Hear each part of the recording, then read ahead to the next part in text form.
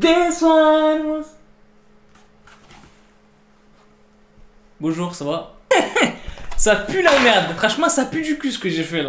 Wouh, hey what's up, c'est rigolo pour une nouvelle vidéo, j'espère que vous allez bien les petits potes. Aujourd'hui, nouvelle vidéo de malade. Aujourd'hui je vais vous parler d'une histoire de malade dont le sujet m'a été proposé par un abonné sur Instagram. Et franchement, quand je suis allé regarder l'histoire et tout, je me suis dit...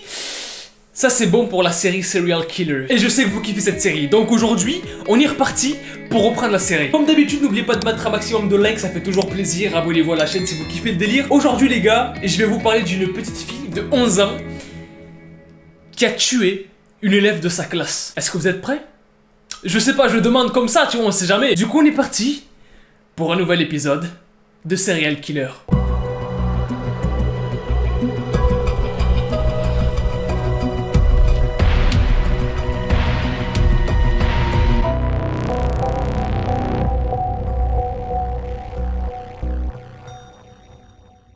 Aujourd'hui, comme je vous l'ai dit les gars, vidéo de malade, puisqu'aujourd'hui je vais vous parler, comme je vous l'ai dit, d'une fille de 11 ans qui a tué une élève de sa classe, Nevada Tan. Tout se passe pendant l'été dans la ville de Nagasaki, dans un petit quartier qui s'appelle Sasebo. C'est le 1er juin et du coup, avant les vacances, la classe de 6e du collège de Okuba se prépare pour faire une espèce de sortie, vous savez comme on fait des fois pendant la fin de l'année, ou avec le collège ou l'école, etc., etc. La fin de l'année, on fait des petits jeux, des petites sorties, etc., etc. Et là, en fait, il y a tout qui est normal, tu vois, genre les profs sont là en mode oui les enfants, alors on va faire ci, on va faire ça, en japonais du coup, hein. Dans tabayo, Sasuke. Bref, pour l'instant, tout se passe à peu près bien, tu vois. Mais il y a un détail qui ne va pas. Il manque 2 élèves à l'appel. Et le truc qui est assez bizarre dans cette histoire, en fait, c'est que le prof, il avait pas l'air si alerté que ça, en fait, du fait qu'il manque 2 élèves à l'appel, en fait. Et le truc, c'est que malheureusement, ces 2 personnes, ces 2 élèves qui manquaient à l'appel, ces 2 petites filles de 11 et 12 ans, elles ont disparu, mais pas n'importe où et pas pour n'importe quelle raison, en fait. Le truc, c'est qu'au moment où le prof se dit c'est pas très grave, il est en train de se passer un truc très grave. Et le pire, c'est que ça se passe juste à côté de lui sans qu'il le sache en fait. Pendant que les élèves étaient en train de faire leur petite activité tranquillement dans leur coin avec les profs et tout, il y a l'une des 2 élèves qui manquait à l'appel qui réapparaît comme ça de nulle part. Sauf que le truc qui va pas, c'est qu'elle réapparaît, on est content, mais elle réapparaît couverte de sang en fait. Et dans sa main, elle avait un cutter, pour cutter. Elle avait un cutter rempli de sang aussi en fait. Là le prof il s'est dit...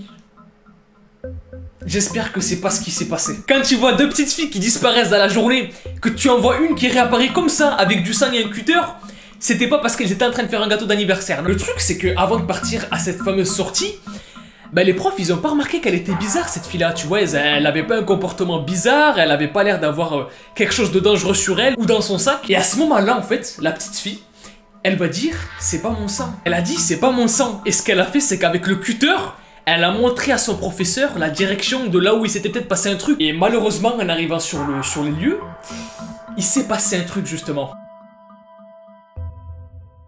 La deuxième petite fille qui avait disparu pendant l'appel et qui s'appelle Satomi Miratai, elle était par terre, en train de se noyer dans son sang en fait. Avec plusieurs entailles sur ses mains, sur son cou, sur son corps. Le truc en fait, c'est que les responsables de l'école, même en appelant des secours, des ambulances, etc., etc., ils ont rien pu faire en fait. Ils ont rien pu faire pour Satomi, vu qu'elle a été poignardée à mort en fait. Elle a perdu trop de sang, elle a reçu des coups de cutter du coup, à des endroits où il fallait pas. Et les profs se sont posé des questions sur pourquoi la fille avait poignardé l'autre élève en fait. Elle a été interrogée par la police sur pourquoi elle avait fait ça en fait, et elle leur a tout expliqué de A à Z sur le plan, comment elle avait fait pour l'attirer. Et du coup en fait, elle a juste dit à Satomi, ouais viens ici s'il te plaît, je vais te montrer un truc. Vraiment hein, elle a dit ça à la police. Elle lui dit ouais viens, je vais te montrer un truc.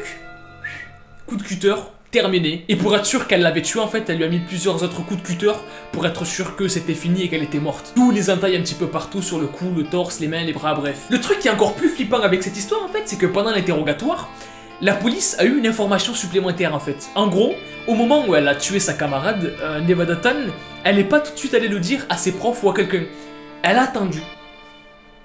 Elle a bien attendu plusieurs minutes en regardant Satomi en train de saigner, de mourir devant elle. C'est noir de fou. En gros, elle l'a tué et elle l'a regardé en train de mourir comme ça et elle est en train de kiffer. Et le truc qu'on se dit quand on entend ce genre d'histoire, c'est qu'une fille de 11 ans, elle peut pas faire ça.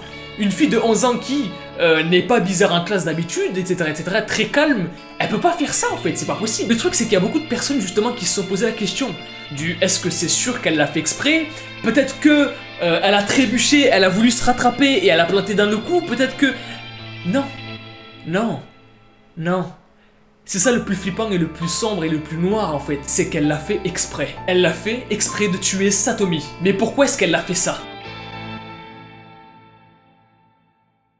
En fait, Satomi et Nevada-tan se connaissaient déjà. Et elles s'entendaient vraiment pas bien en fait. Le truc c'est que Satomi, elle avait déjà plusieurs fois harcelé Nevada-tan sur internet, sur des blogs, etc., etc. Et en fait, selon la police, c'est à ce moment-là que du coup Nevada-tan, elle aurait pété un plomb, que ça l'aurait rendue folle parce que elle se faisait beaucoup harceler sur les réseaux justement. Et apparemment, encore une fois d'après la police, ça serait à partir de ce moment-là qu'elle se serait dit « Ok, je vais la tuer ». Mais le plus flippant en fait, c'est qu'elle a quand même réfléchi à un plan. C'est-à-dire qu'elle s'est dit, ok, à tel moment je vais faire ça, après il faudra que je fasse ça. Du coup, le plan de Nevada-tan, c'était de l'emmener dans un bâtiment, dans un couloir bien à l'écart de la classe qui était à l'extérieur, histoire de faire ce qu'elle avait à faire. Donc, il y a préméditation et il y a un plan derrière tout ça. Et c'est ça qui fait peur. Parce que comme je vous l'ai dit, personne va se dire qu'une fille de 11 ans serait capable de faire ça toute seule en fait. Et le truc c'est que le personnel de l'école, donc prof, etc., pour eux elle était normale entre parenthèses, tu vois, genre considérée comme personne qui n'a pas de problème ou tu vois. Donc il n'y avait pas vraiment de soucis, mis à part cette histoire de harcèlement sur les réseaux du coup. La fille a été testée par des médecins pour voir si elle avait pas des troubles mentaux, etc., Et apparemment oui. Elle avait des troubles mentaux qui auraient été causés par son père du coup, d'après Atsuko Kusanagi, qui a fait une espèce de livre, de biographie, je sais pas si on peut appeler ça comme ça, sur toute cette histoire en fait. Il y a d'autres sources qui auraient dit que cette petite fille de 11 ans en fait, elle était matrixée par des films d'horreur en fait, et que du coup, le fait de voir beaucoup de personnes qui étaient tuées ou qui se faisaient tuer ou qui étaient mortes, ça lui aurait donné des idées en fait pour régler son problème d'harcèlement avec Satomi. Sauf que, ben c'est un peu des conneries, tu vois, c'est pas parce que tu vois forcément un film d'horreur que tu vas vouloir reproduire la même chose en fait. Pareil pour les jeux, c'est pas parce que tu joues à Call of Duty que juste après tu vas sortir et tu vas tirer sur des gens, c'est n'importe quoi. Et vraiment en fait cette histoire de Nevada-tan, ils l'ont appelé Nevada parce que sur son pull il y a écrit Nevada. Et Tan du coup c'est pour le diminutif parce que je crois que c'est un petit peu comme en français quand on dit fille et fillette. Ben Tan, je crois, si je dis pas de conneries hein, je crois que le tan, c'est le et qu'on rajoute à la fin pour rendre les trucs plus petits, plus mignons en fait. Du coup, elle s'appelle Nevada mignonne quoi. Ou Nevanadette. Bon, on va reprendre la vidéo. Mais en tout cas, le Japon s'est posé beaucoup de questions sur ses règles pénales après cette histoire. Parce que ça faisait pas mal de fois qu'il y avait des histoires un petit peu comme ça, c'est déjà arrivé au Japon. Et ils se sont dit, bah, est-ce qu'on baisserait pas finalement l'âge pénal? En fait, ce qui est dingue dans cette histoire, c'est que le Japon, ils ont pas voulu en faire une histoire d'état, un truc de fou. Ils voulaient étouffer l'affaire en fait. Et en étouffant l'affaire, en fait, il y a une chaîne de télé qui a fait une gourde, une gaffe, et en fait, qui a laissé traîner des photos de Nevada-tan et de Satomi. Chose qui normalement aurait dû être censurée en fait. Et c'est pour ça que du coup, on a vu qu'il y avait le Nevada, on a la photo de sa tête, et que son surnom est venu de là, etc., etc. Et le pire, c'est que comme je viens de vous le dire là, il y a eu des fanarts. Ouais, il y a eu des fanarts d'une fille qui a tué quelqu'un. Franchement, la yahfad. Franchement, c'est comme les tueurs en série qui sont glorifiés sur TikTok. C'est la même chose. Du coup, pendant 4 ans, elle a été enfermée, Nevada-tan. Et en 2008, elle a été libérée. Voilà. En 2008, elle a été libérée par la cour japonaise, je sais pas comment on peut appeler ça. Mais en 2008, elle a été libérée. Du coup, à l'âge de 18 ans, si je dis pas de bêtises. Et à ce jour, personne ne sait où elle est. Personne ne sait comment elle s'appelle. Personne ne sait à quoi elle ressemble maintenant. Et personne ne sait si elle va reproduire à nouveau ce qu'elle a fait en 2004. Bon, j'espère que vous aurez kiffé la vidéo. Si c'est le cas, maximum de pouces bleus comme d'habitude. Franchement, je trouve cette histoire passionnante en fait.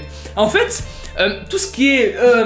je me gratouille le nez. Tout ce qui est serial killer, etc., en fait, je kiffe les histoires. Tu vois, je suis pas là à les glorifier, à me dire waouh. Mais en fait, je trouve ça hyper intéressant de voir comment les choses se sont déroulées. Et comment en fait l'homme peut être tordu dans sa tête ou peut avoir des fois des pétages de plomb sur des petits trucs, passer à l'acte comme s'il était possédé en fait, sans s'en rendre compte des fois. Mais je voulais vous en parler, voilà, j'espère que vous aurez kiffé l'histoire. Si vous la connaissiez, dites-moi le dans les commentaires en me disant ouais je connaissais l'histoire de Nevada-tan. Maximum de likes, je compte sur vous pour me péter la barre des likes. Abonnez-vous à la chaîne si vous êtes nouveau et que vous kiffez le délire de la chaîne. Moi je vous dis à la prochaine, peace out.